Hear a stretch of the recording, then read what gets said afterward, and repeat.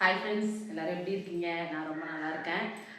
ரொம்ப நாளாக இந்த வீடியோ போடணும்னு இருந்துச்சு. இன்றைக்கி தான் எனக்கு அதுக்கான சந்தர்ப்பம் கிடச்சிது. ஸோ இன்றைக்கி உங்களோட இந்த வீடியோ பேசி போட்டுடலான்ட்டு. நிறைய பேர் வந்து இந்த வீட்டுக்கு வந்தது வந்து நிறையா கொஷின்ஸ் கேட்டிருந்தீங்க.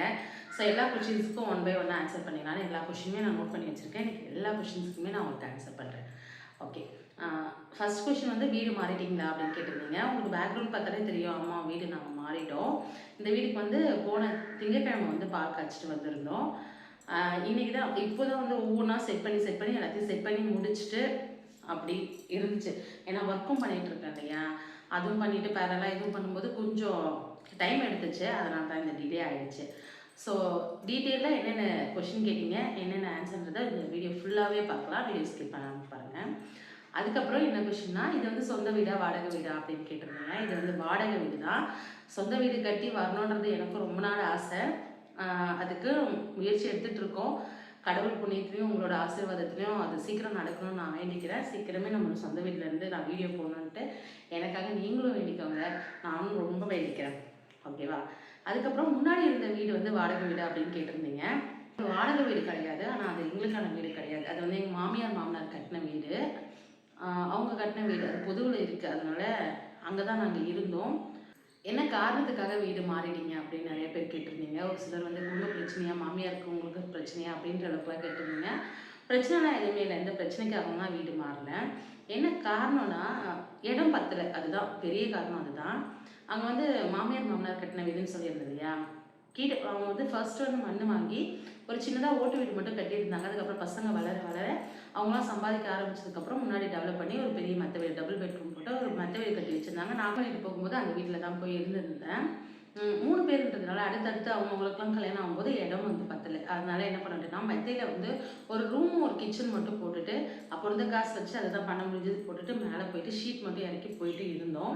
அப்போ வந்து பாப்பாவுக்கு வந்து 1.5 வயசு, ஒரு 2.5 வயசு, பெரிய பாப்பாவுக்கு 2.5 வயசு. போஷி வந்து எனக்கு 2 ஆர் 3 மந்த்ஸ் வந்து கன்சீவாக இருந்தேன்.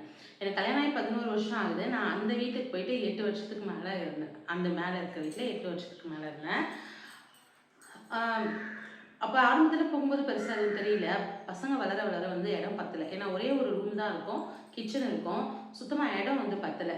ஒரு சில நாளில் வந்து நாங்கள் 4 பேரும் சேர்ந்து ஒன்றா படுத்து தூங்க முடியாமல் கூட நிறைய நாள் இருந்திருக்கு. அந்த டைமில் என்ன பண்ணுவோன்னா, ஒன்று பெரிய பாப்பாவே இல்லை சின்ன பாப்பாவே அவங்க ஆயா கிட்ட படுத்துக்க சொல்லி அனுப்புவோம். அந்த டைமில் ரொம்ப கஷ்டமாக இருக்கும். ஏன்னா பசங்க ரெகுலராக அங்கே போவாங்க வருவாங்க, அது ஒன்றும் பிரச்சனையாக இருக்காது. ஆனால் அந்த டைமில் நம்ம போங்க அப்படின்னு சொல்லும்போது தான் உங்கள் கூட நாங்கள் இருக்கணும் அப்படின்னு கேட்பாங்க. அந்த டைமில் அவங்கள கம்பல் பண்ணி அனுப்புகிற மாதிரி நிறைய நாள் சிச்சுவேஷன் இருக்கும். அப்போ ரொம்ப கஷ்டமாக இருக்கும். அதை விட ஒரு பெரிய அந்த ஒரு தொல்லை என்னென்னா, அது வந்து ஷீட் போட்ட வீடுன்றதுனால எலி ரொம்ப அதிகமாக எலி தொல்லை வந்து இருக்கும். நம்ம எப்படி இது பண்ணி வச்சுருந்தாலும் அந்த மேலே ஷீட்டுக்கு மேலே பைப்லாம் இருக்கலாம், அந்த பைப்புக்குள்ளே வந்துடும். எக்கச்சக்கமாக இருக்கும். நம்ம அலமாரி மேலே எந்த பொருள் வச்சாலும் அங்கே வந்து இருக்கும். லைட்டெல்லாம் ஆஃப் பண்ணிவிட்டு நம்ம படுத்து நிம்மதியாக தூங்கலான்ட்டு படுத்துனா ஒரு நாள் கூட அது நிம்மதியாக தூங்க விடாது. நம்ம படுத்த உடனே கடன்னு ஒரு சவுண்டு போட்டு எல்லா பாத்திரத்தையும் உருட்டும், இருக்கிற எல்லா டப்பாவையும் தள்ளி வைக்கும், எல்லாத்தையும் உடச்சி வைக்கும். அப்புறம் க்ளீனாக பெருக்கிட்டு படுப்போம். காலையில் பார்த்தோன்னா கிச்சன் ஃபுல்லாக அதோட வேஸ்ட் இருக்கும். எல்லா இடமும் அதோட வேஸ்ட் இருக்கும். எங்கே பார்த்தாலும் அதோட வேஸ்ட் இருக்கும். எல்லாத்தையும் மறுபடியும் பெருக்கிட்டு வாரி இது பண்ணிட்டு தான் அந்த டே வந்து ஸ்டார்ட் பண்ணுற மாதிரி இருக்கும். அது வந்து ரொம்ப கஷ்டமாக இருக்கும். இப்போ இல்லை, நான் வந்து ஒரு அங்கே போயிட்டு ஒரு 2-3 வருஷம் அப்புறமே வந்து வேறு வீடு பார்க்கலான்னு சொல்லிட்டு ஒவ்வொரு வருஷமும் வேறு வீடு பார்க்கலான்னு சொல்லிட்டு லோக்கல்லே ஏதாச்சும் வீடு கிடைக்குதான்னு பார்ப்போம். பார்க்கும்போது எதுவும் செட் ஆகலை.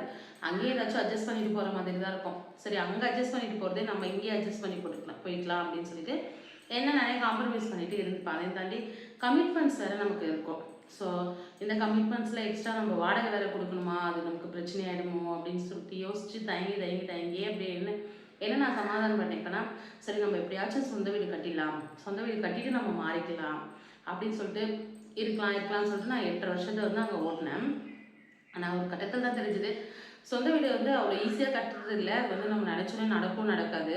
நம்ம அதை யோசித்து இருக்கிற என்னைக்கு கட்டுவோமோ, எப்போ கட்டுவோமோ எதுவுமே தெரியாத என்றைக்கோ நடக்க போகிற விஷயத்துக்கு இன்றைக்கி நம்ம வந்து நிம்மதியாக இருக்க முடியாமல் போகுது அப்படின்னு எனக்கு ரொம்ப கஷ்டமாக இருந்தது. ஸோ கமிட்மெண்ட்ஸ் வந்து எப்பயுமே இருக்க தான் செய்யும். அதுக்காக இருக்கிற நாளை வந்து நம்ம நிம்மதியாக வாழ முடியாமல் என்ன வாழ்க்கை, ஏன்னா நாளைக்கு இருப்போமா இருக்க மாட்டோமான்றது தெரியல, கடவுளுக்கு தான் தெரியும். அட்லீஸ்ட் இருக்கிற வரைக்கும் கொஞ்சம் கம்ஃபர்டபுளாவது வாழணும் இல்லையா? அது யோசிச்சு சரி வீடு பார்க்கலான்ட்டு வருஷம் வருஷம் பார்க்குற மாரி இந்த வருஷமும் பார்த்தோம். ஆனா இந்த வருஷம் என்னன்னா லோக்கல்ல பார்க்காம கொஞ்சம் தள்ளி பார்க்கலாமேன்னு சொல்லிட்டு இந்த ஏரியாவுல பார்த்தோம். வீடு பார்க்கணும்னு ஆரம்பிச்சு ஃபர்ஸ்ட்டு வீடு இதுதான். நாங்க 1 மாசத்துக்கு முன்னாடியே பார்த்துட்டோம். வந்து பார்த்தோம். சும்மா ரேண்டமா கேட்டப்போ இருக்கு அப்படின்னு சொன்னாங்க பார்த்தோம். எனக்கு அப்பவே ரொம்ப பிடிச்சிருந்தது. ஏன்னா ஸ்பேஷியஸா இருந்துச்சு.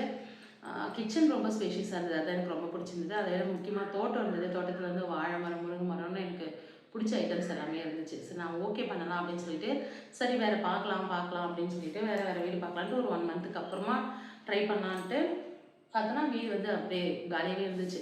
சரி பார்த்து முடிச்சிடலான்ட்டு தான் வந்துட்டோம். ஆமா கமிட்மெண்ட்ஸ் இருக்கு. பார்க்கணும், ரெண்ட் குடுக்கணும். நெறைய பேர் கன்சர்னா கேட்குறீங்க. இருக்கிற இடத்த விட்டுட்டு இந்த மாரி போயிட்டு கஷ்டப்படணும் அப்படின்னு சொல்லிட்டு. கஷ்டப்பட நிம்மதியா இருக்கணும் அப்படின்னு தான் வந்திருக்கோம். வாடகை குடுக்க முடியும் அப்படின்ட்டு தான் வந்திருக்கோம். எங்க மேல இருக்க நம்பிக்கையில தான் வந்திருக்கோம். கண்டிப்பா குடுப்போம். அப்படியே முடியலன்னா எங்களுக்குன்னு ஒரு இடம் இருக்கு. எங்களுக்குன்னு அந்த வீடு இருக்கு. அந்த ஷீட் போட்ட வீடு எங்க வீடு தான். அங்க இருக்கு. நாங்க இப்ப போனா யாரும் வராதீங்க அப்படின்னு சொல்ல மாட்டாங்க. யாரும் இங்க எதுக்கு திரும்ப வந்தீங்க அப்படின்னு கேட்கவும் மாட்டாங்க.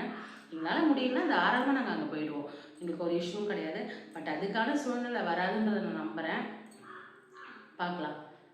இதுதான் ரீசன். இதுதான் காரணம். வீடு மாறுனதுக்கு. அப்புறம் இது வந்து சொந்த வீடு கிடையாது. ரெண்ட் வீடு தான். அவ்வளோதான் ஃப்ரெண்ட்ஸ். நீங்க கேட்ட கேள்விக்கெல்லாம் பதில் சொல்லிட்டேன்னு நெனைக்கிறேன். வீடியோ பிடிச்சிருந்தா லைக் பண்ணுங்க. நம்ம சேனலை சப்ஸ்கிரைப் பண்ணுங்க.